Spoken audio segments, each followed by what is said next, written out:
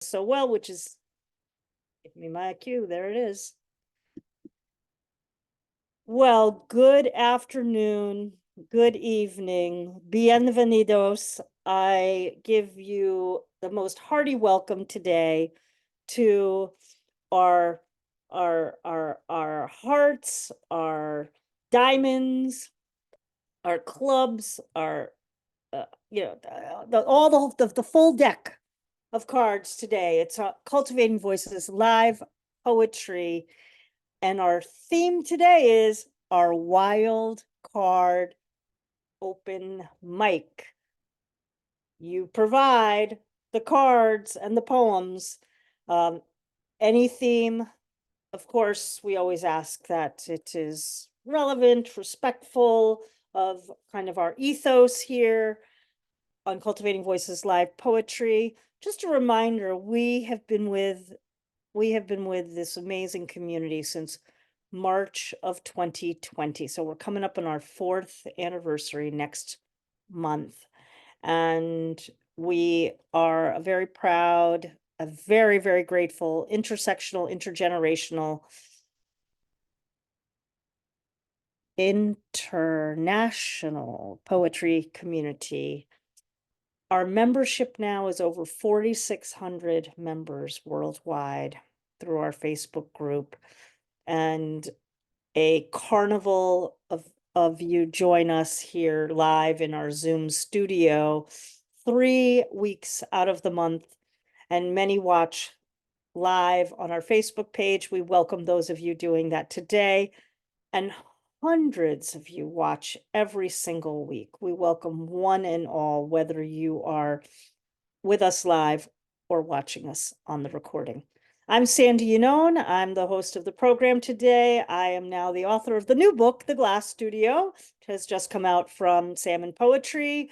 Thank you very much.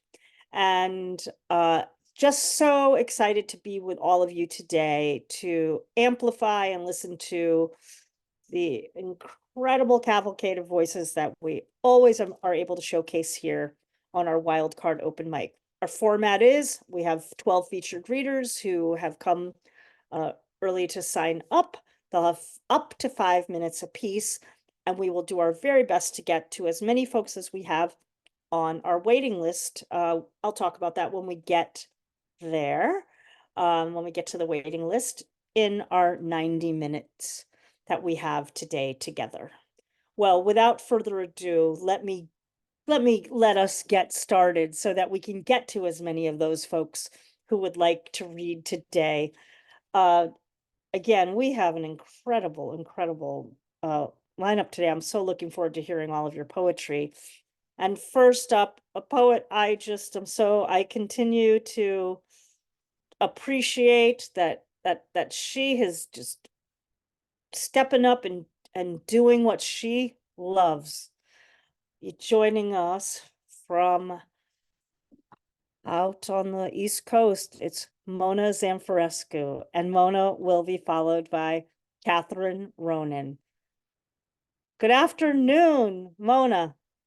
Hi, Sandy. Hi, everyone. Good to see you. Good to be here again. I was so amused to hear you all talk about birthdays. Right before the poem that I have right now to start is I wrote in honor of my youngest son's birthday, which was just yesterday. So talk about birthdays. This is about Lucas, my youngest son. My sweet boy, I bless the day I saw your eyes first time. You came into this world like this, wide open, my love. They brought you near me, my face still wild and hazy in the harsh light. Midnight in the operating room, people's chatter still loud in my opened body. My shivering hand reaching for you, melted in the contours of your face, smooth and soft, without the care.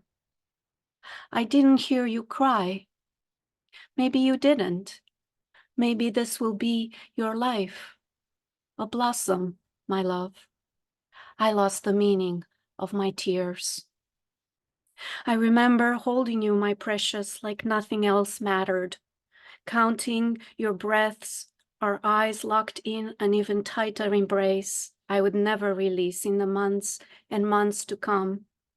I remember your mornings, your giggles calling me, my slumber watchful and light, milk flowing like a brook in spring, snowdrops blossoming on my shirt, wet and steamy with your breath, my love. I lost the meaning of my years. I remember your hand holding it through your nightmares, your tiny fingers clasped in mine, in the dead of night, waiting, waiting. Your breath rapid and tense, your faith in me, my love. Years later, the wind howling a midsummer storm. Are you afraid? I asked. No, Mom, 'cause you are near. Maybe I'm afraid, I said. Nothing will happen to you, Mom, 'cause I'm here. Like so, in holding you, my love, I lost the meaning of my fears.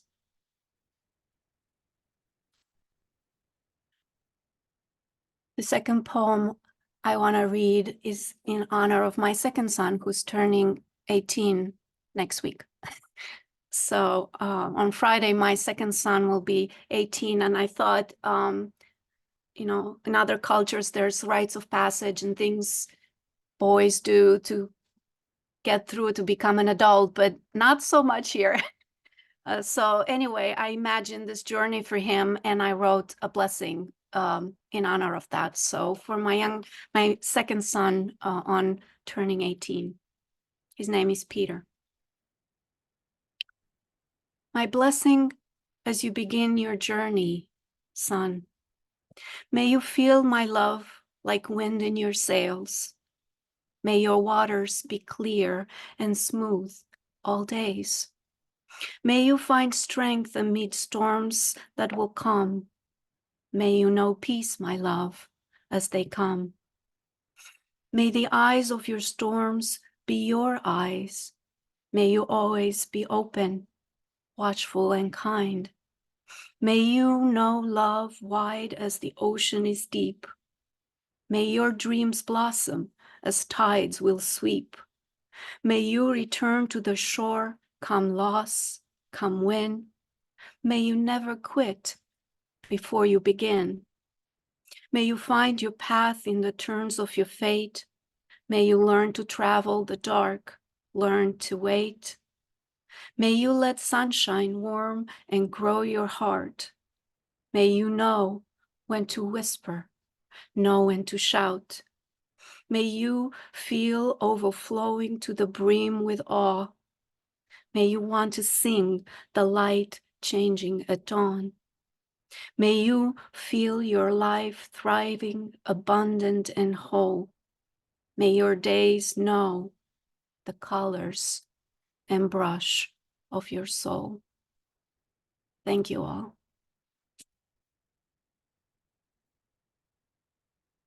Gosh, oh, thank you. That's Mona Zamfirescu with both two exquisite poems.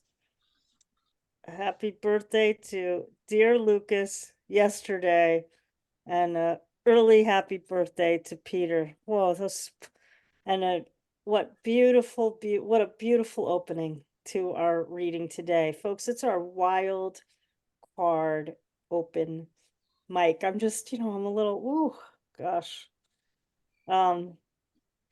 Sharing the love today.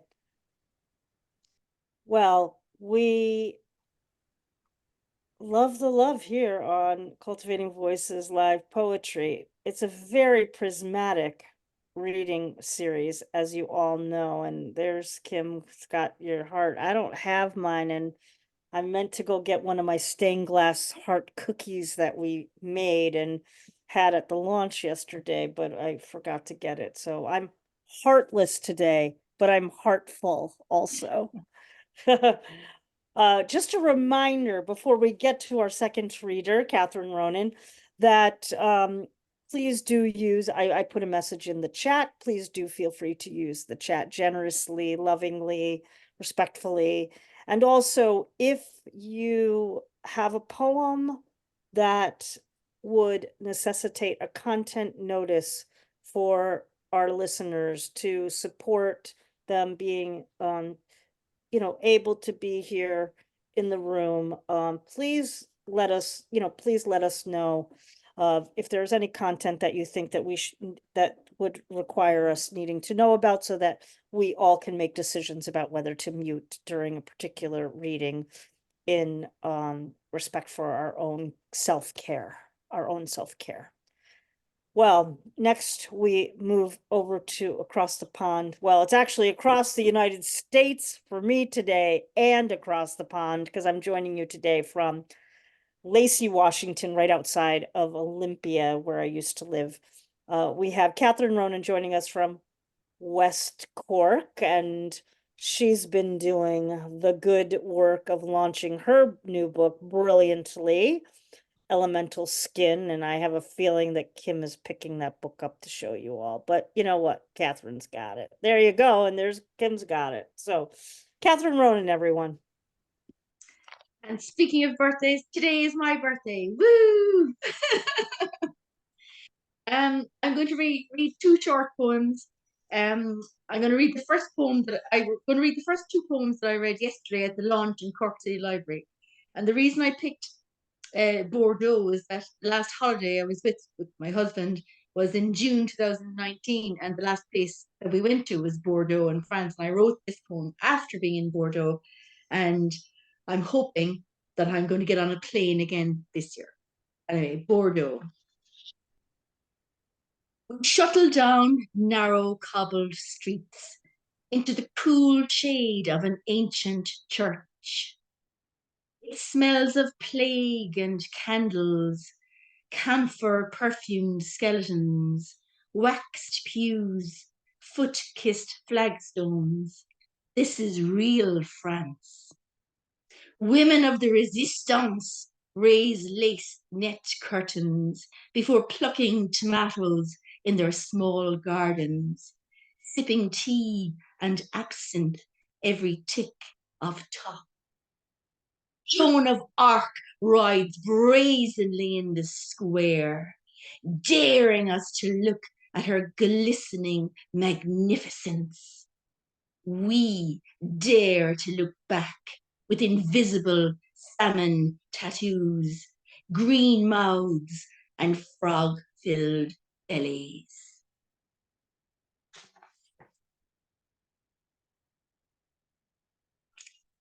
And the second poem I read, these were both translated by Sébastien Revon yesterday as part of the demonstration I put on. And he is nominated as one of the top 100 haiku experts in Europe.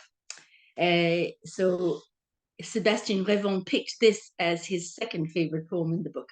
Kintsugi Love.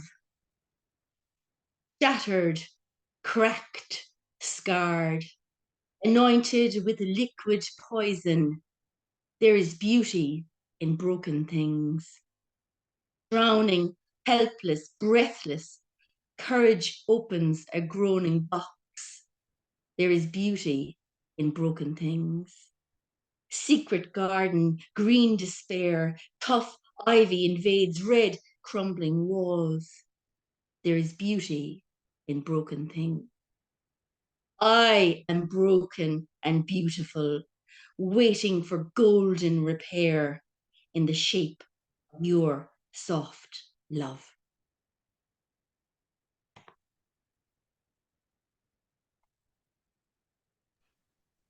Well, you're speaking my language, Catherine Ronan. There is beauty in broken things. As a person who's just written a whole book about glass, there is beauty in broken things. Thank you. And Kim, make a little note that maybe for a future Poets Focus, a form haiku. We just do haiku. Just make a little note there. We have a number of you who like to do the linked haiku. I know there's names for all these things, haiku sequences or series. We don't have to get into the nomenclature here, but we'll just put that away for a future poet's focus. Well, thank you so much, Catherine. Happy birthday to you. And if we have some time at the end, we'll give a little sing along to you of happy birthday. Oh, next poet joining us today. I'm just so happy to see you, Giulio Magrini. It's been a while, and I've missed you, and I'm very glad to hear your voice today. And Julia will be followed by Sylvia Clare. Thank you so much, Sandy. I've missed you all for too long a time. The prompt for the following poem was actually an advertisement for canine care, which I'll read to you, and then the poem. Skilled at providing companionship and walks to pets, handling multiple dogs at one time, and implementing training and obedience techniques, possesses a deep understanding of canine needs, and is passionate about providing them with the highest level of care. And I wrote this. It's called Addressing This Geriatrics Issue. You debate the 12 steps, ponder theories, a presentation to decrepit and decaying constituents, an exposition in dark micturition and trembling, softly moaning in the rose. We have seen these eyes before on the face of a disobedient, frightened collie dog. Veterans whose comrades were mud, blood, and leeches witnessed the billions spent on bombers and cruisers instead of healthcare. You have their defenseless attention, prepared to explain your theory of geriatrics, a troubling parallel to your endearing memories when you filled the dish for Fido. Do not neglect tick collars and chew toys for the purpose to organize nightmares with flowers, welcome mats and flags, turkey with the fixings, your response to custody, atonement for your sins, urine, canned foods, floors that stick, bingo, and sobbing in the night. Gravediggers calling themselves senior caregivers, traipse surreptitious linoleum and secretive confinement, parasites upon the vulnerable and detainees, not presidents, realize every moment this is not a home. It is the vile legacy of the elderly after their sacrifices in distillate of life. This unbearable sadness satiates the air. The photos of invisible children gather dust on the bureau with decorations from wars and a commemorative trinket from the American Legion. We do it repetitively, waiting for this terror, this ghastly and reluctant overtime to be finally done. No physical, no moral, no spiritual home. It is done vacated and empty, and there's no hell to send us to, no fitting punishment, but to wait our turn.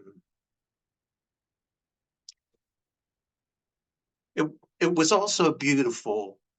The first two readers, such wonderful work. I'm sorry to break it with something like that. Oh, not at all. What are you saying? No. No apologies. I blame it on the ad. You blame it on the ad. Blame it on the ad. There's no lack of necessity. There's room for all the poems. You Yes. know, it's poetry is so prismatic. I'm a talk about a broken record. I'm a broken record. You know, we need poetry from from from every angle on every subject to appreciate the full spectrum of not just our humanity, but our connection with the earth, our connection with the universe, our connection with the creatures that we share this planet with. So, you know, and it goes on and on. So thank you. Thank you, Giulio Magrini. So good to hear you today. And I look forward to more poems in 2024 with you. And I'm going to see you in Pittsburgh in September. Get that meal ready.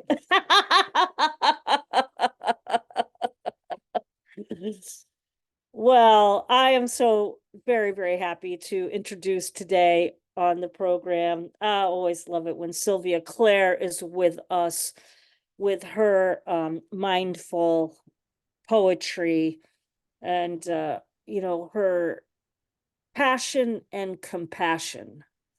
So Sylvia Clare is followed by Patrick Lodge. Thanks, Sylvia. Thank you for being here today. Thank you. It's great to be back. I've just been so flat out as we run our own open mic quite often on a Sunday night. So anyway, the first one, we've had a lot of weather recently, and incredible lot of storms coming over the Isle of Wight off the Atlantic, and they really hit us hard. So this is a poem called Storm. Bruised sky, black, purple, grey, shot through with streaks of gold and silver. Light always finds a way.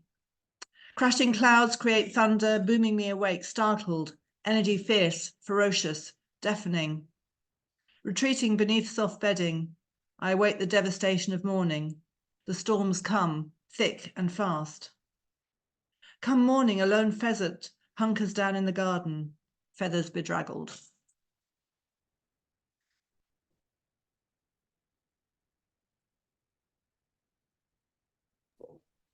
Right, this is a bit of an angry one. It's about what women have to go through sometimes. I hasten to say this is not about my husband in any shape or form. This is not addressed to anyone I know, but it's a poem on behalf of women who have to do things to themselves. You'll get what I mean in a minute. It's called Will You Still Love Me? Will you still love me? Will you love me more if I dye my hair youthful? If I allow needles to freeze my expressions, my lines of life smoothed away to expressionless neutrality? Will you still love me, or love me more, if I take knives to my belly, cut out the evidence of babes carried and born, living or dead, stitch myself neat and tidy, scars hidden by skin-covering creams? Shall I paint my lips bright colours and smile through gritted teeth, hide thoughts which might challenge your worldview? Will you still love me? Will you love me more?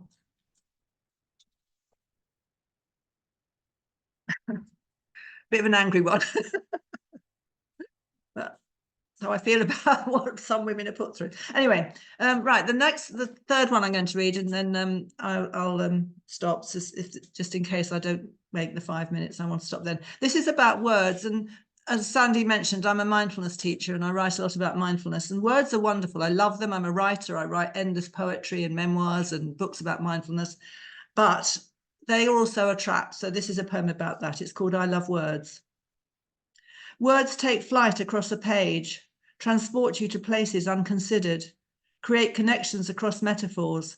I love words, even though I know they separate us from nirvana.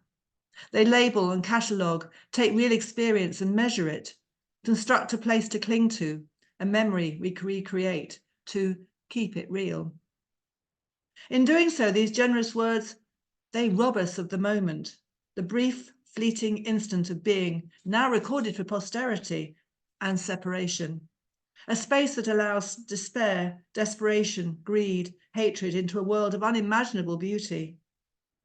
Take these words, banish them for a while, and just be in the moment, just for a moment.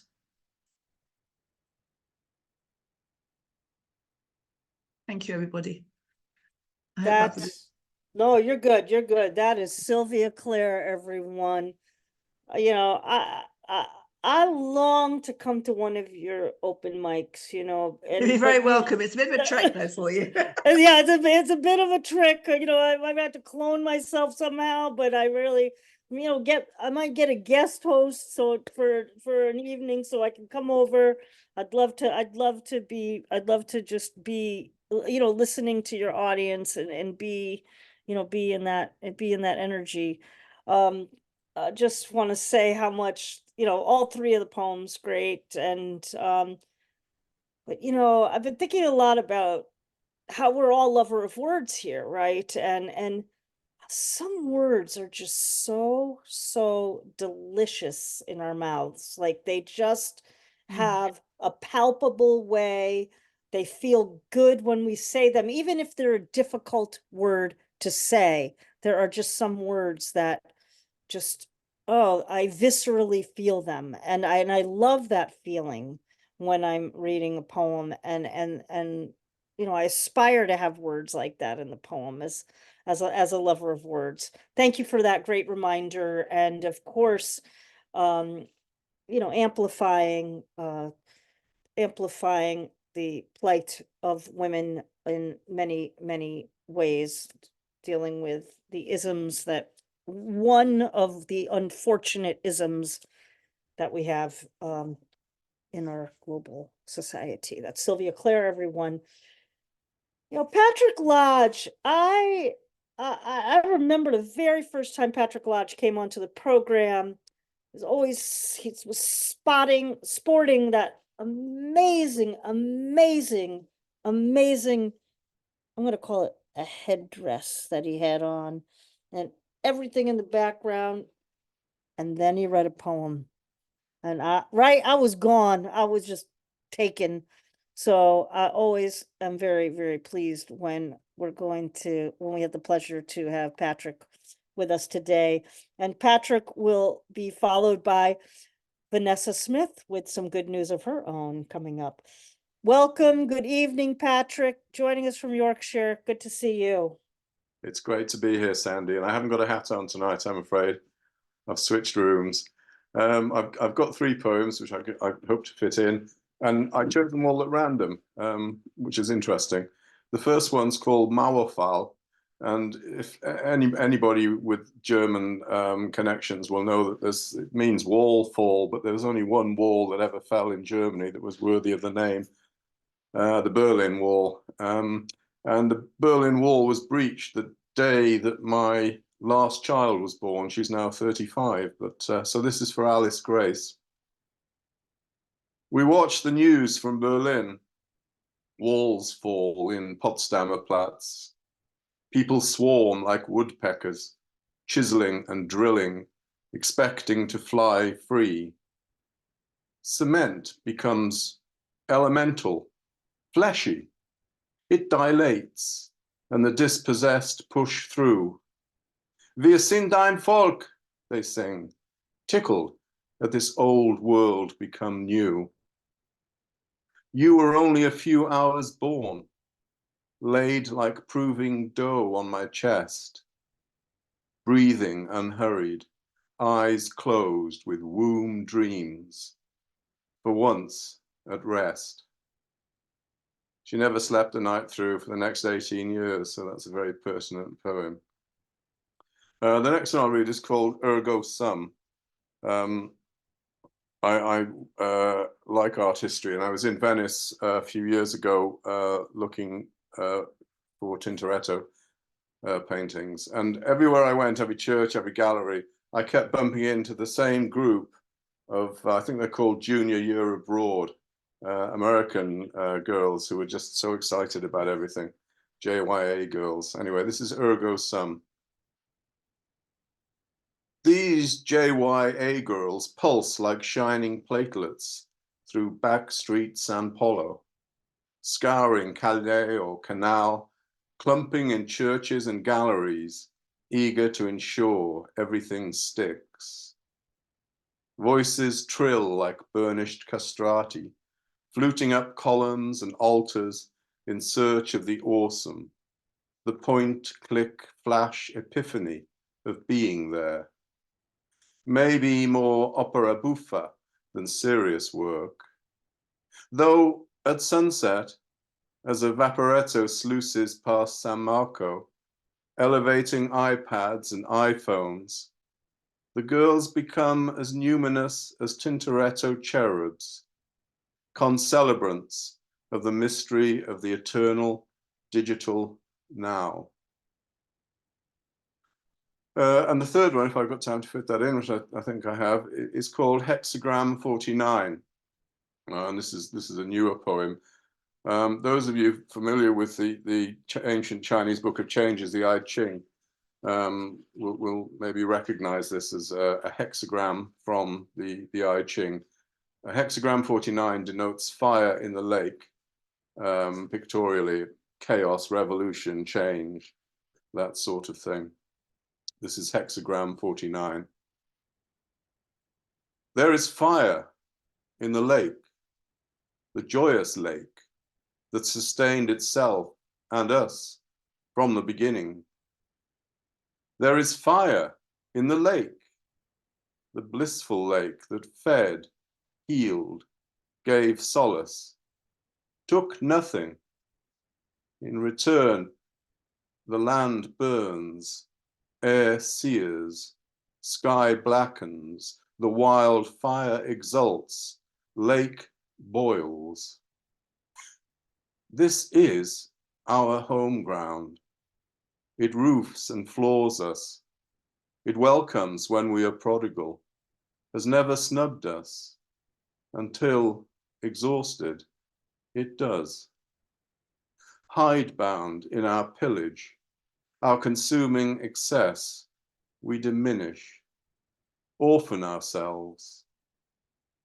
The lake parches, the fire expires, but no regrets. This is transformation. If recognized, it will sing of rebirth. Shed the old skin, make abundance. Out of chaos comes a healed order. Reset calendars, flourish out of the ashes. Thanks, Andy. Thanks, everybody. Lovely to be with you all. Indeed, lovely to have you. That's Patrick Lodge joining us from Yorkshire. So good to hear your voice this evening, as always. Well, our next reader is Vanessa Smith. And as you saw, Vanessa has some very good news with having a publication coming up from Finishing Line Press. Again, we always love to celebrate with you, and so congratulations, and looking forward to, I imagine, maybe hearing one of the poems from the new collection. No, but another time, another time. But I another wanna- time. Another time, but I want to say it was so nice seeing you at Kay Coggins' reading at AWP, and what an interesting thing to go to. It was just really fascinating. I also want to say I put something in for, I think it's Julian or Jillian, topical poetry for people who are writing about like things in the news right now. The topical poetry is a great place to try to place your material. And anyway, so I'm so happy to be here. And by the way, if anybody wants to do a reading together later this year, I'd love it. So I'm going to read about, I'm a painter and a filmmaker and a little writer. And I have two things really that are based on color. And I'm thinking a lot about what's happening in the world. So first thing is very personal. Second thing is more about the world, as you'll see, about peace. So the first is, by the way, can you hear me? Because I can't hear myself. 2 parts paint, 2 parts paint. First part paint. I will miss color and the truth of it. A famous painter gave his daughter a box of assorted red paints, and then to thank him, wanted to paint her father a red painting. When her painting was complete, the color red was nowhere to be found. The daughter had allowed the painting to lead her where it wanted. In other worlds, to the purple velvet of a king, the pearl of a dragon's flight, interlaced moonlight, rose-cheeked nymphs of Botticelli. Second part paint. I look at authenticity. What I will miss most is the signature of the world. I'm looking at paint and what I have missed and will continue to. I dreamt about not having big things to say, like the canvases Joan Mitchell painted in her French studio. embracing single colors one at a time, theme, big, painted. At a point, I had no more skill to say what I wanted through paint. I will miss the color on surface that was condensed, fanciful thinking, replacing that type of painted color with words that make all colors available. I grew into both ways of living while I still talk and whisper to paintings. I tucked color to sleep at night. The paintings dreamt about names, their own names as they swam and morphed. Soft ramp green, pop music orange, seashell blush. Some have never met before and are still breathing, quiet and still. That's number one about color. This is about peace. And this is dedicated to peace. To pray or to fight. And I wrote this, by the way, when I was in India. I lived in India and I lived in Nepal, lived in England, lived a lot of different places. So I wrote this in India just recently. To pray or to fight. What color is prayer? If you ask, everyone has a reference point or color to stand in. One friend tells me that all Finns love blue because the sky encourages. If a rock in India is painted orange, it is God. Egyptian houses indicate this in their perceptive juice green adder skins. These things refer and cross into the delicacy of being able to believe. So I am, and so are you. I was the slowest going over the high pass. I couldn't get the girdle to go the stride myself. All the while, the clouds have been undressing and watching our exploits. Ground maneuvers happen, the opposite of cleansing, and where nothing is routine. Bhutanese clouds feel older than others, perhaps more patient and kind, gesturing as they pass for a profile, an animal, a trick, something conflated from astrology, things we remember from their own time. Grasping a baby's finger as a new parent, forgetting the life that came before. So to pray or to fight, and in what color? So to fight or to pray. Thank you.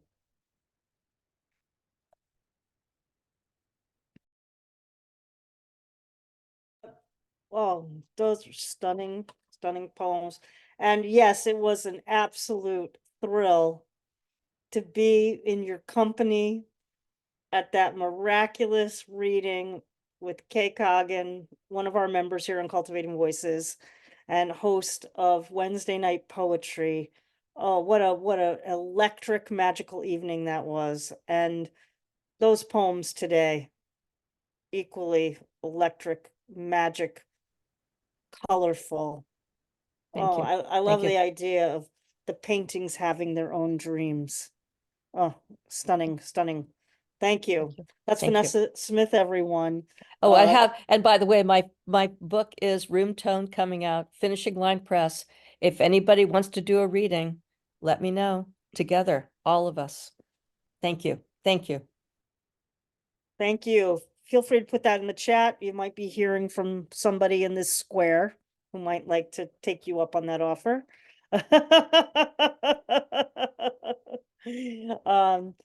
Well, again, today, Kim, abundance of riches, abundance of poetry. There you are. Absolutely. Oh, now we go over to the Bay Area. Jeff Kaliss, I'll be over in the Bay Area in late June. Hope I'm gonna get to hear some music with you. And for right now, I'm just happy to be in your company here on Cultivating Voices Live Poetry. Jeff Kaliss, everyone, followed by Michael Anthony Ingram. Hello. Doesn't get any better. Let us indeed make that happen, Sandy. By all means, get in touch with me. We have a lot waiting for you here. So my wild card for today is to have chosen 3 poems that have play somewhere in the title. The first one is a poem written for a younger poet down here, Katie Spitz. This is called In Play. a sport of spheres. Almost 55 years ago, three good-looking, close-cut American guys took it all the way from our Earth to the moon, whosever that is. I watched that on our TV with my first wife.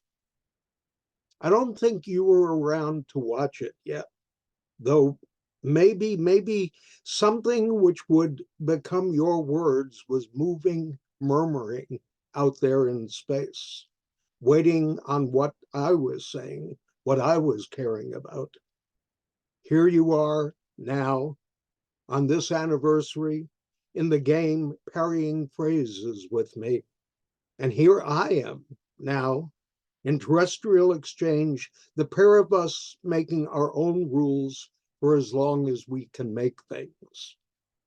And look at you, warming up, positioning body and mind between all the things that want you, among all the things you want. You look like you want to roll away the rules and play it when and where it lays. And whatever you put on or take off, you wear your uniform of playfulness. You fasten on that smile and giggle to follow your volleys of wistful words. Suited up so. Are you playing for us? Are you playing to us? Are you playing just to play? You don't have to choose. And you knew that, I knew that, I didn't have to ask. I'm just passing to you something you can play with. The second poem is called Playing Cards. Broken by bus rides, tired of elevators, I sought uplift in the foothills, where in a friendly tent, the space for a single soul, I saw it all in the flame of the sun and sang the next verse with the thunder. She'll glitter forever in that family photo, her bicycle standing by her girlish side, a fly in the sky nearby. A turtle pulled from me a smile, and he seemed to migrate towards all that had gone extinct long before our afternoon. No more ostrich eye hiding my ears in the sand so near the ocean. I'm ready now to listen and to laugh and to run down the wild dream road through furrows of amber wheat, slathered by the pale butter sun. I sailed below in the deep sunset, there seeking the queen of caramel honey, ready to work for her the market flower. If I might take a break for carrot cake and wink at a nice berry, then drift over time with a late brushed orange and go to dream in tangerine cream. And finally, playing through the recital at the Peacock Gap Golf Club. It waves the wind and waits your watching, it wants your wanting. Oh, how joy grows now beyond every season, the calling and caring forever in season, all blooming their being. Johann has a moment, a looking up from his genius, smiling at the life it lends him, the lives in love he holds around him, listening to him through their hearts as we do now. Johann smiles and makes more music from it. The fortissimi between the heartbeats, how many can be held there by whatever flexes quickly, gently? I chase Clementi down the fairway, catching up myself on younger legs, stirring on a well-remembered green, the grass so newly mown and fragrant, borrowing my boyish blood and breath, rewarded in the wonder of the running. Today, it's you beside me. It's holding you that holds me here. Your pleasure proves the purpose. Your looking summons me to see. Schumann shines through shadows. a genteel dissolution of the prejudicial segregation of spirits light from spirits dark. Let them learn to love each other's sights and sounds, conquered against the fear of other, eluding my looming of a loss. Schumann plays out this and that, feeling through his keyboard black and white, prettiness and pathos gathered in the all for us, bundled bounties of ringing notes, carrying concatenation left for us to care about so far beyond his early leaving, but just in time for where we sit while we can. A Sunday ends, a week begins, while wishes rise towards Monday, up along a dappled slope. What we wonder, will we witness getting where we've gone to? And how long will we keep on going? Footstep after heartbeat, having after hoping, hoping till it's Tuesday. Thank you all for listening.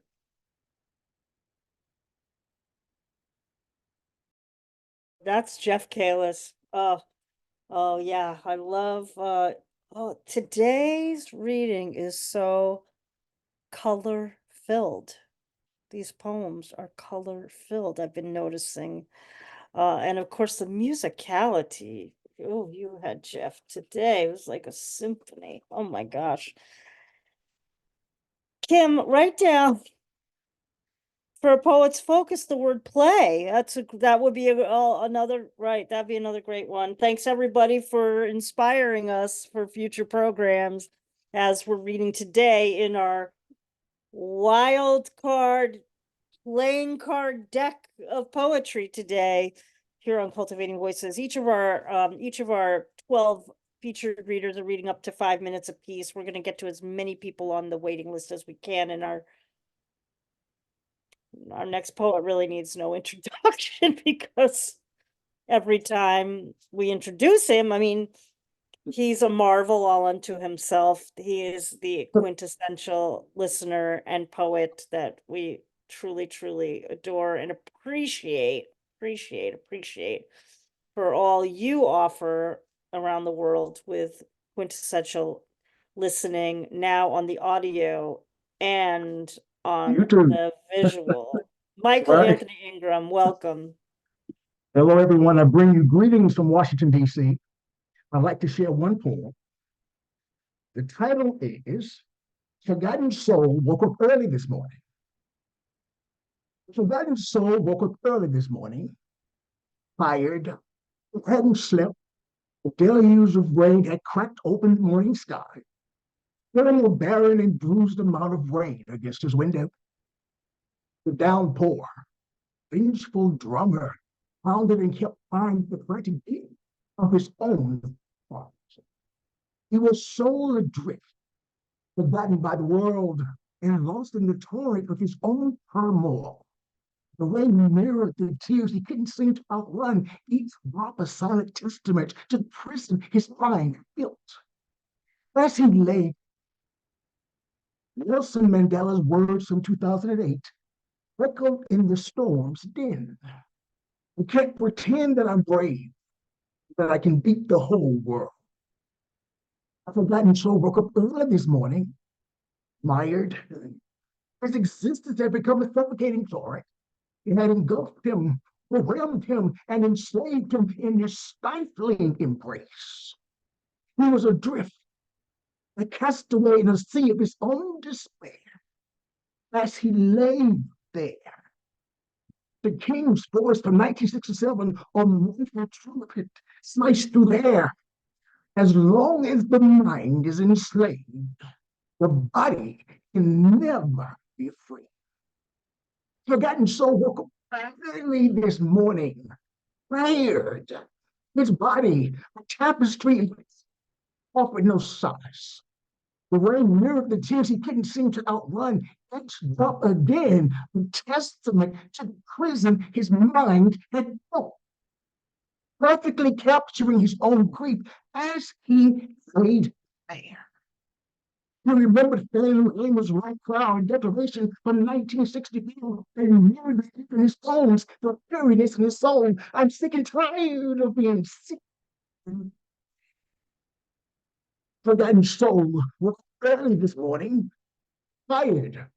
A pale light brought his way through the windows, illuminating a corporate job application.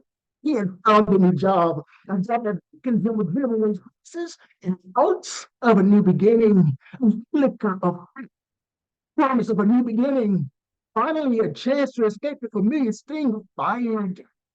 As he lay there, Yannone pushed his works in 1928, age with my defiance, brought a ghost of a smile. Sometimes I feel discriminated against, but it does not make me angry. It really astonishes me. How can anyone deny themselves the pleasure of my company? It's beyond me.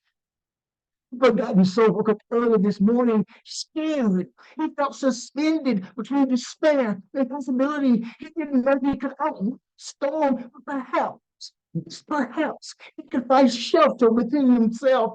A sunrise glowing in the wreckage of his night. He feared running for the comfort of darkness. The rocks went from lullaby, first rays of dawn, promise, however faint. Of a different kind of rain, one crimson of renewal of a soul no longer forgotten but finally found. He was stepped right into the room, not fleeing, with easiness, finding his first stride toward being remembered.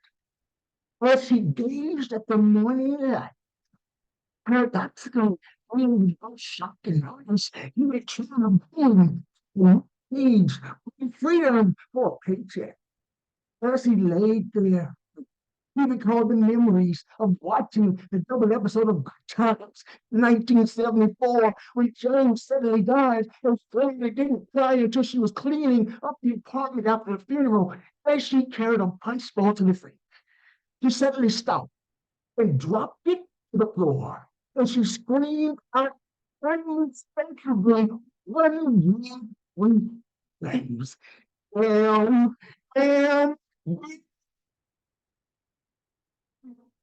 Spiritual voice not to be replaced by any substitute.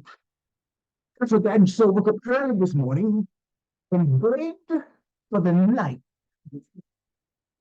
Thank you.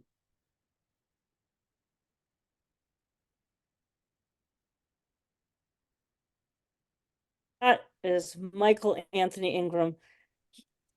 You know, I feel like you are a walking one-act play in the way that you deliver your poems of narrative and character and characters. Oh, genius, Thank you. genius. Oh, thank you. Thank you. Michael Anthony Ingram. Of course, everybody follow Michael Anthony Ingram on Quintessential Listening. Michael devotedly posts onto Cultivating Voices, live poetry with the episodes. So feel free to follow him and his exquisite programming that he's been doing for years. Thank you. Well, we're going to move next to, I'm trying to get to through our featured readers, so we have plenty of time for our waiting list. And next we have Harvey Soss, followed by Joanne James. Welcome, Harvey. Good to see you. And thanks for posting about the Artful Dodger series. Of course, always. Thank you. This one is called, I'm not sure whether I read it here. I don't think I did. Other People's Vacations. I collect from Pinterest photos of other people's vacations, which I pin to the corkboard of my brain, substituting my face for theirs, a trick learned from Coney Island concessionaires who, with a step right up and say ricotta, please, invited us to poke our heads through cardboard figures on the boardwalk, to cosplay before a tripodal camera as Gandhi, Napoleon, or Genghis Khan, Aphrodite, that leggy proto-suffragette, Wonder Woman, a haughty Marie Antoinette with her head still on.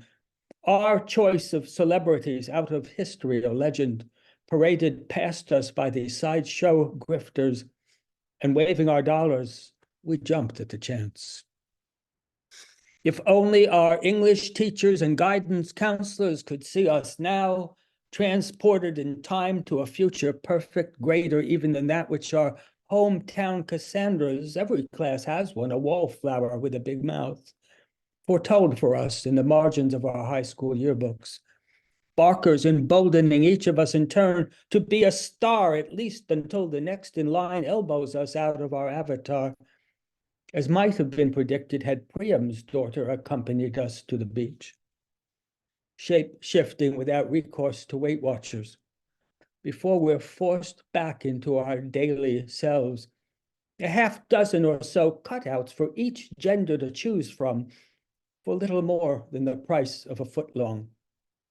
Oh, ye gods and goddesses, which character to choose, enticing us with the persistency of the flu to cough up the last of our Nathan's money, for the privilege of representing, for one precious I-carrion moment on a gold-drizzled day, the overachieving high flyer our parents hoped we'd be.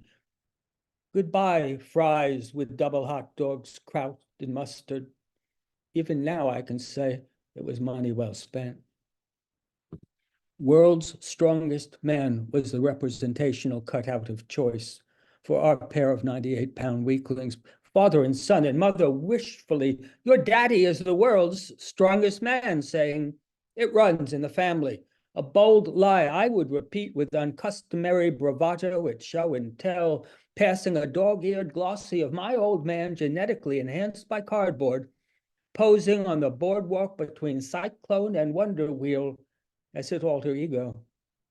After which, for a recess or two, schoolyard bullies would leave me alone, fearing Charles Atlas might indeed be my father, and that despite my 98 pounds soaking wet, I could be way stronger than I looked. For the ladies, maybe the cutout figure was of a mermaid, and my mother a bit skittish, having been encouraged to plump her head through, wore it well, with a Mona Lisa smile that would have stumped even a smartphone, lacking only fishnets to complete her transformation. How Hans Christian Andersen would have worshipped her as my father did. And who could blame them? Creating a perfect storm of a teachable moment. Mama sleeps in our swimming pool. She goes there after she has put you to bed with stories and kisses, and this is why, as we have both told you, you mustn't jump into the deep end. Certainly not till you're older, so as not to disturb her or disarrange her bedding. Never, never jump into the deep end. Which may be why, duly cautioned, I could never do much more than wade in the ocean, mistrustful of the deep. I do, however, enjoy plasticky albums and slideshows of others' deep-sea crossings, places I would never go myself, places to which they have been trip-advised. Not quite agoraphobic, I can visit their dens or living rooms and endure their shameless boastings of, there I am with a lion. There I am, pal, aboard an elephant, or climbing Kilimanjaro. Sightseeing at Shwedagon Pagoda in Yangon, Myanmar, Shan Palace in Sipur, rubbing the belly of the golden Mahamuni Buddha in Mandalay. I keep to myself that father once was the world's strongest man, not looking to embarrass those whose fathers weren't, having come round to my mother's way of thinking. And that mother, in turn, was a mermaid, and that minnow, by comparison, myrmidon to another's Achilles, I still cannot submerge myself in anything larger than a bathtub, one with clawed feet poised to lend their support. It seems all my friends are globe trekkers of Homeric proportion, or at least have committed to memory and photo paper episodic globe trekking, intrepid travelers, deep sea divers, Iliad and Odyssey memorizers, mountaineers with selfies of self-acclamation. Through them I can see myself in Kathmandu, uncontroverted hero of my own travelogue. Another's pith helmet becomes my pith helmet. There I am logging adventures, clicking lions from a jeep, fearless as King David. And yes, that's me hauling my frozen ass up Kilimanjaro, determined to make it or die trying. More hands-on than Hemingway, younger by decades. No one, whether common boardwalk tough or Jim Dandy featherweight, would dare kick sand in the face of my father's son, who, for a few dollars more, could have been Genghis Khan or perhaps Napoleon, reportedly way stronger than he looks, heir to the genetic disposition, and I have the say cheese photographs to prove it, of the world's strongest man. And then I have a very short piece, Mr. Dragonfly. Among the shiftiest of natural history's backdoor men, he was always good for a quickie. The sound of his arrival, like that of a deck of cards being shuffled by a card shark, setting girlish damsel flies all aflutter, his wings beating hemolymphatically as their hearts did, appearing each spring with the practiced buttering up of a casuistic porn star. Hummingbirds, quite the outdoor Lothario types themselves, admired his slick moves, his brilliantine good looks, surprised then that he broke so easily, with not enough of him left to fill a snuff box. Some rude boy, mistaking hovering for beggarliness, having slapped him away, grinding him underfoot for good measure. R.I.P. Mr. Dragonfly, another aerialist in life's Big Apple circus, executed with the casualness of a drive-by. Thank you. And do come join us at Artful Dodgers. That is the Artful Dodger himself. Larger than life, Harvey Soss. I cannot resist a poem that has the word suffragette in it. I just absolutely can't. Nor one that pays homage to Coney Island. Well done, well done. Thank you so much. Well, we are approaching the end of our featured readers, everyone. We've got 3 more to go, and then we'll head right on over to our waiting list to get in as many voices as we can before we get to the 90-minute mark. And next, we get to hear from just the very prismatic Joanne James. I always love when we get to hear your voice here. And then we'll follow by Ken Burch, who I was able to meet in Olympia recently during my trip out here. So welcome, Joanne. Good to see you. Hi, hello everyone. I'm in Eugene, Oregon, south of Portland, about a couple hours. I learned this morning, and I posted on our group site that Lynn Hygenian died yesterday. Did you know that, Sandy? Yeah. And thank you for letting me know. I went looking for my book. Mm. And I couldn't find it, but what it was in a little treasure box under my bed. I once did a memoir class, and I gave a presentation on how she wrote this, combining memoir, a way to write memoir with poetry. She talked a lot about only fragments are accurate. Every family has its own collection of stories. Not every family has someone to tell them. It's good to read her book today. I brought a poem with a lot of colors, so maybe that's our secret topic. And I live with rheumatoid arthritis and get chemotherapy every 8 weeks. It's going on 7 years. So that's this poem. I wonder if this new reality is going to destroy me. The kind nurse chats, hangs IV bag, and biologic flows into my veins. In this new reality, I am peacock blue. I am blue moonstone, tearing up a patch of weeds to get beneath of earth. My blood filling with a new protein, binding and deleting those moon cells. That sea of red grass strangling, autoimmune against the self. This new reality is an IV every 2 months now. I signed consent and opened a vein, need a dark net to prevent me from falling off the edge of the world.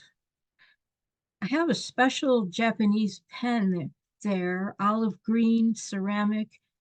Ink and creativity hold me so I'm not destroyed. I have separation anxiety with my pen. That and a blue eyeball ring I bought in Iowa City. Also a scrap of blue-green flannel from a shirt that wore out. I couldn't get myself to part with it. In the new reality, my windows thrown wide open, the days a spool of licorice wheels and rampant dandelions. I had to open a vein to have a new protein to stop my body from attacking itself. Instead, the spider weaves its blue web, spells Joy inside my veins. A blue biologic. I give myself a chance again. The crevice in the earth swings wildly, and a flood of blue gushes forth. Thank you.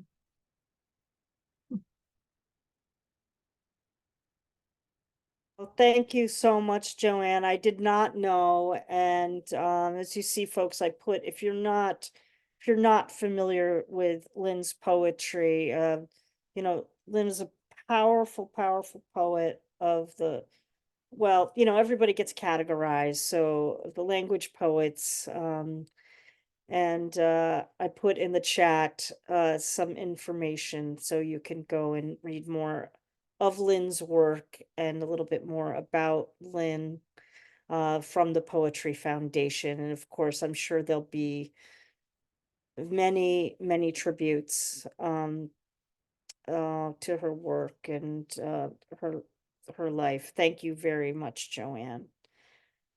Well, folks, we now get to hear from Ken Burch, and as I said, it was such a beautiful surprise. My very first reading that I gave here on the West Coast this month was at the Evergreen State College where I used to work, and I walked in and there was Ken in the lobby. Oh my gosh, it was such a thrill. So I'm really glad to see you here Glad to see you today. in person. Yeah. I mean, the weird thing is, I was going to Evergreen for several years, and I think we may have seen each other a couple of times then. But that was the first time we really had a major conversation that time. Now I'm having some intermittencies with my signal on this, and so I'm gonna go turn off the camera just to see if that makes this a little more secure. If anything, if I lose you, I will post the text to these later in the comment section on the Facebook page. So turning off the camera now. These are two poems kind of on the idea of spring and the possibility and the uncertainty that can mean. First one starts. Soon we'll approach what we've come to know, what we've been taught as long as we've been taught, and will continue to be taught until teaching itself has been made punishable by those who call themselves pro-life by death, possibly by stoning, as spring, as the time of the vernal, that which occurs in the months, a month or two or three before us, the time when something will, as has always been, as is, as shall be, though perhaps not ever, what we reap, what we gather from the soil, from the roots, from the vines, from the branches, from the sweet pulp cushions protecting each seed, each future harvest, yet to find its place of growth. Be what sustains us, be what brings us, each of us and all of us, the strengths, physical and intangible, to continue to plant and raise our verbal yields, most still unknown to us. Or will they have been sown by those who see any words, any pictures, any songs, any dreams not gathered under their agricultural decrees as weeds to be poisoned away? Will the pesticides spread on their command across all fields, not in neat rows, not in restricted flavor, not of limited blossom, end up eradicating not only our crop, but theirs as well, leaving us in wordless famine? May our roots grow as deeply as the need is to save some of the harvest for days far ahead from the toxins of the reapers of silence. And this one is meant to have, thank you, have some more hope from that, because almost anything would have more hope than that. it's sort of a series of some of the haiku form things that I do. And there's about 5 of these. Second month, halfway between ending and the start. Too slow comes the light. As years turn fewer, not revealing their full count, going on is all. Nothing now to waste. Every moment must find use before no more comes. Any word or phrase or sentence, passage, rhyme must be its true all. For at any new time, at each new time, any combination still could bring each fortress down. Thank you. I just would like to emphasize, thank you for that. I'd like to emphasize, I'm not feeling like I'm in poor health or anything. I'm not doomed or anything. I'm going to be around for a very long time, but that's the idea of, having gone through what I went through a few years ago, you begin thinking of things more like that. So thank you all. And I turn it over to everyone else. Thank you, Sandy. That's Ken Burch, everyone, joining us from Olympia, just right pretty much down the street from where I am here today. It's our Sunday wild card open mic, and continued good health to you, Ken, of course. Well, I want to welcome Guy Chambers to our program for the first time. It's just always so nice when we know that someone is joining us on the open mic for the first time, and we just want to certainly give you a very warm welcome and look forward to hearing your poems. Thanks for joining us. Yeah, okay, thank you, Sandy. Yeah, it's the first time I've been on here. I've been I've been hearing about this program all the time. So I said, I got to get in there. So today was a great day to get on here. So, okay, I can just got a couple of poems here it's going to read here. And first one is called Relax. Picture oneself having tea with the fishermen, sipping tea off the ocean breeze, sitting on the wooden stairs by the shoreline, watching a cat walking daintily across the porch railing, birds chatting at each other on a telephone line, boats sailing passionately, the sails waving in the wind, relaxing on a current of fresh air, deep in thoughts, so free from life as it is. That poem is just kind of written that everybody's got to just sit down and just get away from life and just listen to the birds, and that's it. So that was about that one. This next one here, I read this a little while ago, called Shadows. Stepping into the elevator the other day, tucked in the corner like an anchor was a tall, slim gentleman, standing still without a will, a husk face with no thoughts, eyes distraught, staring straight ahead, wearing a stowaway hat and a dusky, rusty jacket, also weighed down with old army boots with threads shooting out, very edgy and shaky. With a throaty voice, he speaks out. I lost my shadow. I felt the footsteps walk away the other day. Must find it before tomorrow, or it'll be a widow's shadow. It took me by surprise. That was no lie. Before another thought, the elevator stops. The doors open to let me out. Beside me is my shadow.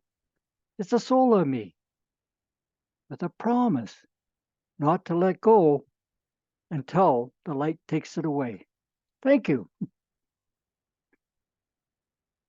Oh, great poems to close us out for our featured readers today on our wild card open mic.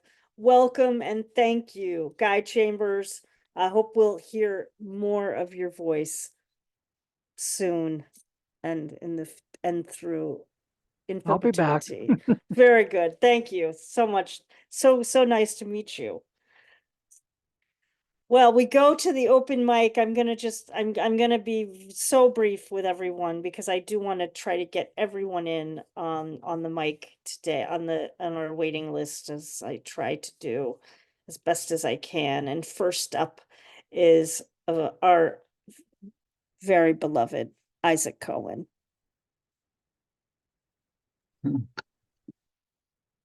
Hi, dear Sandy, dear Kim, dear Don, dear all my friends. Isaac Cohen.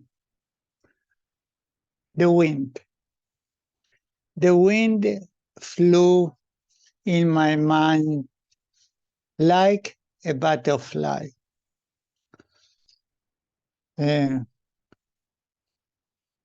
I came to the sky for to leave my body from the earth and free to go to there. Even. Thank you, Isaac Cohen, Israel. Isaac Cohen. My mom's not here today. I Yeah. don't know if she had difficulty getting in because sometimes when Yeah, I'm not there, I but love you. yeah, we just talk about you all the time. And so I'm sorry that she wasn't here to see you today because you fill our hearts every time we are in your Yes. presence. Thank you. Thank you. It's Isaac Yeah, Cohen, thank you. everyone. Thank you. Be safe, be well, my friend. Yeah, thank you. Thank you. All right, next is Marjorie Maddox, and Marjorie put a little not a little, excuse me, folks, I didn't mean little, but Marjorie put a short notation of a content notice for her poem. Thank you for that. That's actually a great idea to do that way. So glad to see you today, and of course, you know, we know that you're coming.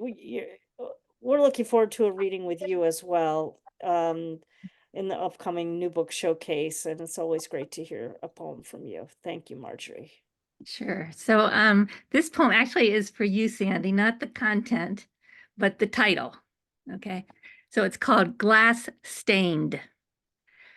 Glass stained from the now week-old tea, just a reused jar, really, perched precariously on the mantel in their abandoned family room, hours after he hurled the old United Church of Christ mug inches from her arm, then slammed shut their screen door while she stared at the white shards, picked splinters from her skirt, escaped to evening mass, where the glass glowed amber and azure, and she sipped the half-full chalice-stained maroon, a shade darker than the stained glass of Christ's robe, then straightened her rumpled clothes, stepped quickly out, past alleys with Saturday's smashed beer bottles stained with mud, back to the brightly lit house where she swept their corners like a widow with one mite.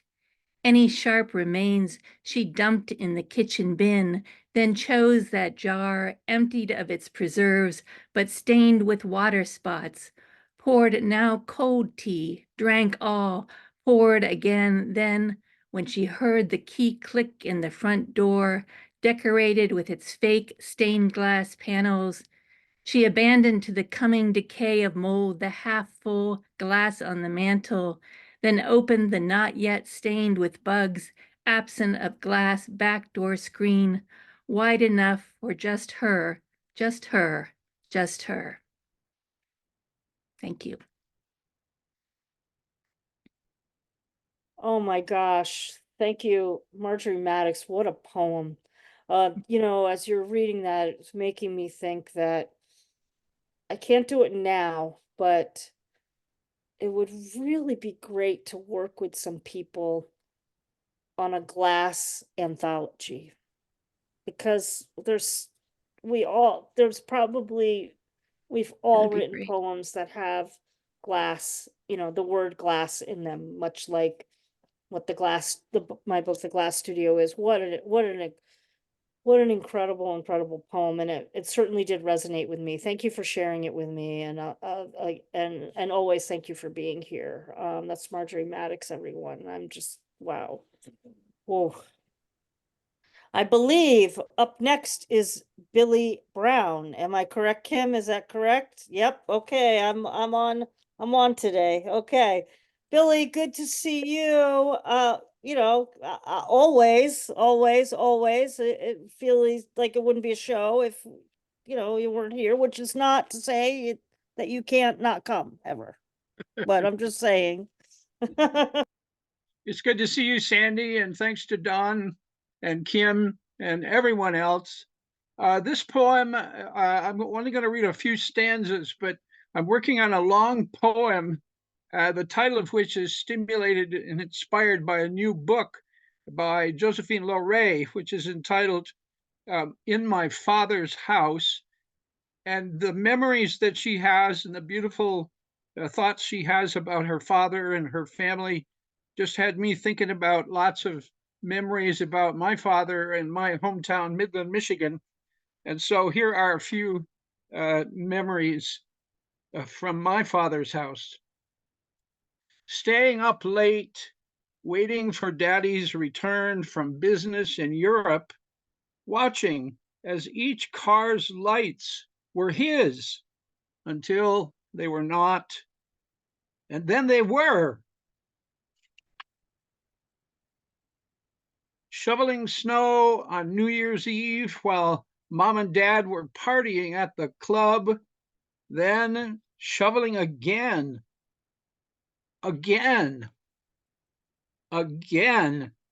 tons of white. A polar bear Boy Scout camping trip in icy 0 degrees. When I asked Dad to go with me, he said, "I don't think so." I awoke in the middle of the night, staggered to the leader's building, saying, "I am dizzy, cold." My nickname became Dizzy Cold.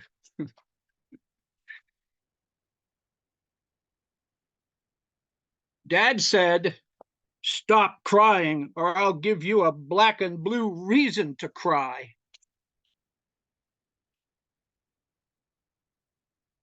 An early morning Detroit Free Press paper route on my bike.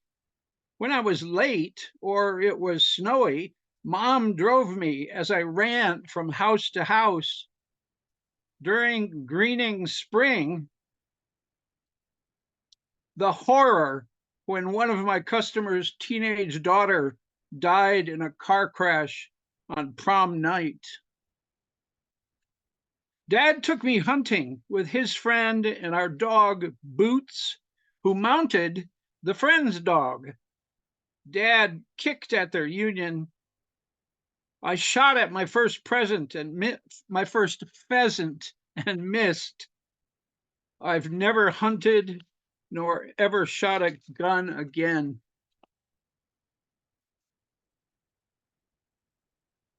Dad and Mom loved each other very much. He called her Toots. She called him Butch on their birthday cards and Christmas tag gifts to each other. I never heard them say an unkind word to each other. When Mom was dying from pancreatic cancer, we gathered in the living room, each of us telling her how much we loved her. I said, "Thank you both for teaching us all how to be loving by loving each other. Thanks, Dad, for providing for us everything we need."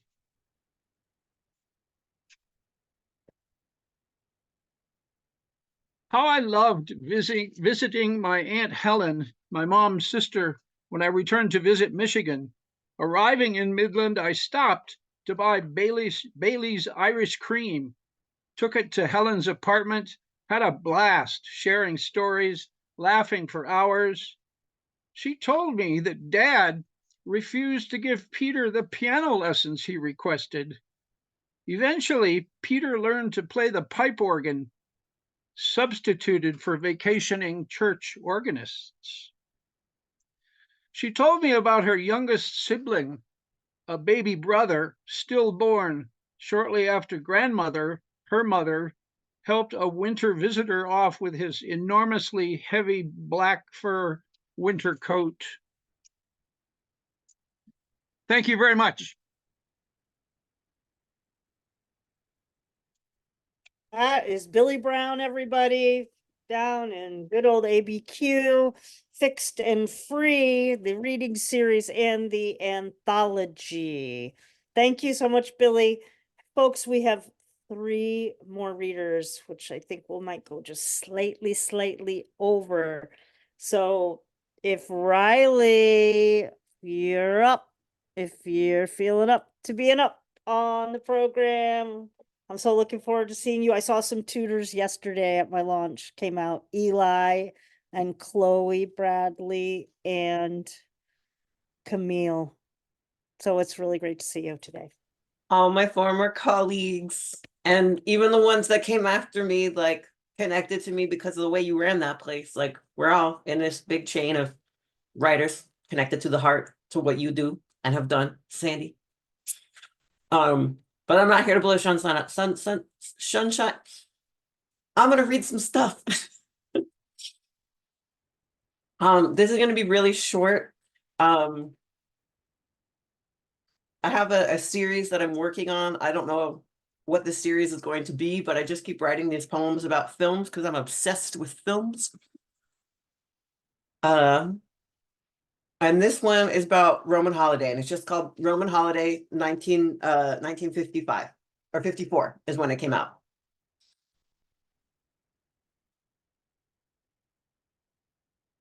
Clandestine, transformative,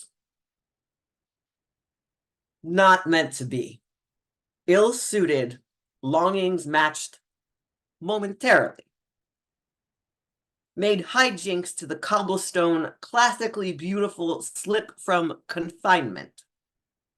Cut free from tendrils of influence we rolled out of couches.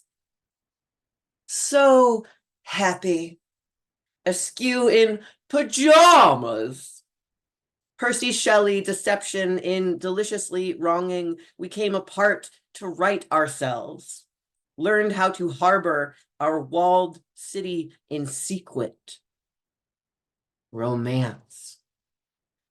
Live lives, vibrance with a quiet, a burning into the eyes that the crowd knows nothing about. Watch the movie, it's very good. Oh, I forgot how much I love Roman Holiday. No, Thank it's a you. secret queer love story because they Oh, can it's- never be together. It's against Right. society's rules. Like, Oh my gosh. All right, we have to talk. But we're gonna let Kim read now. Thank you. Wryly, thank you. Beautiful to see you. Oh my gosh. I can't wait to talk more about films. Oh my God. I just watched Sunset Boulevard. I think that's another. Yeah. We'll talk. Okay. Kim Ports Parsons, as I say most times, if I'm on point, Cultivating Voices, Don Krieger cannot have the program without these 2 phenomenal humans, poets extraordinaire. So many people I know are eager for your next collection, and in the meantime, we are grateful for you and the Mayapple Forest being in our lives. Kim Ports Parsons, everyone.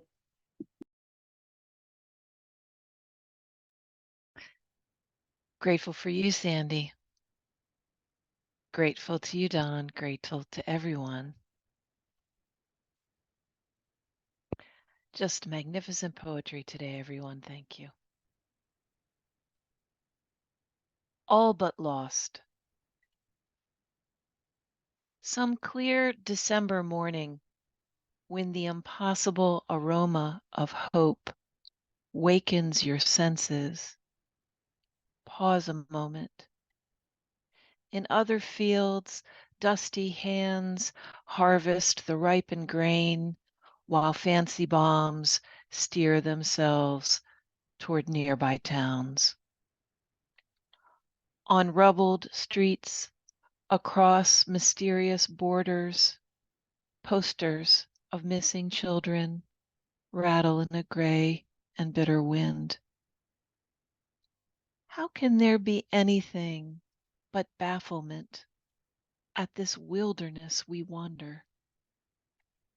The moon sets itself gently down into the crooked bowl of the mountain's rocky arms, and a kinship for all who have gone before momentarily fills your chest. Then a keening grows in your throat, presses its swelling note against the next breath. Peace is an all but lost seed, in need of fertile ground and rain, or a fragile heirloom wrapped in yellowed paper. Muster what you can. Brace against that long forgotten door, stubborn with lack of use and rust, and push. Thank you all for listening. Kim, I really just feel like we should end on your poem. I really do, even though I was going to read a I poem. really feel that the launching Sandy should launch a poem into our Oh, ears. all right, okay, but okay, everybody, but I just want you to Love know you, my sister. Take it away. Take us Okay, home. Take us home, baby. okay. Take us home. All right, folks, my book, The Glass Studio, is out from Salmon Poetry. Thank you so much. And oh, Marjorie, what a poem. I'm gonna read there's 4 title poems, and I'm gonna read the final poem in the collection that is the 4th, called The Glass Studio. Glass eyes, glass flowers, glass attics and floors. Everything is made of glass. Glass hands on display reaching for the glass ceiling at the department store. Glass water from the glass water tower in glassy New York City. Glass watch face, glass clock face, and sometimes even the glass minute and second hands. The glass ocean with glass crustaceans and starfish. The ocean's beach glass grumbling to shore to become sand once again. Up the glass staircase, the glass stars blink their luminosity. Glass water in glass water glasses, glass teeth and tongue provoke the glass heart with its percussive glass beat. A glass voice breaks the glass bottom boat, the glass oar, propeller, and rudder to the rescue. Glass confections and glass cakes behind glass. Glass fixtures of all shapes and sizes hanging from the glass ceilings in the glass house. But we won't go there again. Won't ask for a glass bottle return from a long abandoned glass deposit. No glass handouts or handshakes here in this glassy poem. I use a glass pen to scribe in glass ink on a sheet of paper, glass thin, like my father used to do in the glass studio. I still see his black Sharpie markings eroding on the glass. I grip the glass writing implement much as I would the glass cutter to score sheets of glass in the studio. And now the glass sun breaks open behind the glass lighthouse, while off in the glassy distance, the glass studio waits for an opening with a glass key. The glass stoplight turns only to green. In the glass morning, all the glass rules break, all our glass histories through the glass centuries. Our after hourglass, the sand in the hourglass keeps immaculate glass time in every glass town and city, as the glass birds croon their glassy bird songs, their fragile glass wings flapping in the glass wind. Now go home to your glass house and unpack every glass mirror you've forever hoped to break. Well, there is beauty in breakage, as Catherine Ronan said earlier today, and what beauty there was today in all of your poems here on Cultivating Voices Live Poetry. It was our wild card open mic, and it was wild and wondrous. At the top of the hour, we heard from Mona Zamfirescu, Catherine Ronan, Giulio Magrini, Sylvia Clare, Patrick Lodge, Vanessa Smith, Jeff Kaliss, Michael Anthony Ingram, Harvey Soss, Joanne James, Ken Burch, Guy Chambers, and on our waiting list, we were able to get in Isaac Cohen, Marjorie Maddox, Billy Brown, Dear Wryly, Kim Ports Parsons, and yours truly for a final glassy poem. Thanks to everybody for being here today. And thank you to all of you who sent such amazing well wishes and support as I launched my book yesterday. Those of you who were able to watch the live stream, I'm so grateful, and it was quite a thing, and it's just an honor to be in all of your company. Let's take a moment to unmute, and then I'll make a few final remarks before we go on to our glassy days. Yay. Huzzah, huzzah, bravo, bravo. What a great reading. Fantastic. Fantastic. Fantastic. Lovely Just evening. absolutely Lovely amazing. evening. Really great. Perfect. Great. You know what's Yay. interesting? You know what's interesting about what you read, your poem and your whole book about glass at AWP? There was something about an anthology. There was a piece about putting together anthologies. I mean, wow, with this group. Yeah, with this group, right? I mean, so amazing. So amazing. Yeah, well, let's do it, friends. We'll do something together.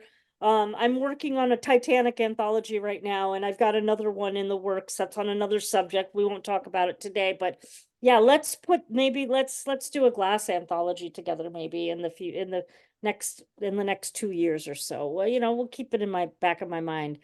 Thank you, everyone, for being here. I want to remind you we have closed the book on Dear February with just such incredible poetry. We began, of course, with the special event, Black Joy Unbound, the anthology. I am still thinking about that incredible reading, and our new book showcase, our Laureate Love Fest that we had last week with, of course, just the amazing poets. If you weren't here, go to the recording. Paul Ann Peterson joined us, Ann Tannum, and Lauren Camp. And Grace Cavalieri, we had a little cameo, but she's on the mend, and we'll bring her back. And of course, today, our wild card open mic, just amazing poetry in this month of February. I want to remind you that we will be just marching right on into March. We'll come back next week is our Poets Focus on the word inclusion. Of course, March is National Women's History Month here in the States. I just want to give a little shout out there. There's many other things that are going on. World Poetry Day is coming up in March. So join us for our first reading of March, our Poets Focus on Inclusion. You choose how to include poetry about inclusion. And join us on for our new book showcase in March. Listen to this quartet. Sudeep Sen joining us from India, Martina McGowan with her new collection. The doctor will be in. Indran Amirthanayagam will be joining us, and Susanna Case. Oh, what a powerhouse of a new book showcase. And of course, we will have another wild card open mic. Well, that's it for today, everyone. Thank you for staying a little over. And again, as always, I say, take very good care of yourselves. Take exquisite care of your beloveds. And in this time where there is so much chaos around the world, and never have we needed peace more than we've ever needed peace, keep writing those mindful, peaceful, powerful, power-filled poems. I'm Sandy Yannone for Cultivating Voices Live Poetry, with deep thanks to Kim Ports Parsons and Don Krieger, and to all of you for being here today, whether you're here live in our studio or watching on Facebook. We'll see you next week.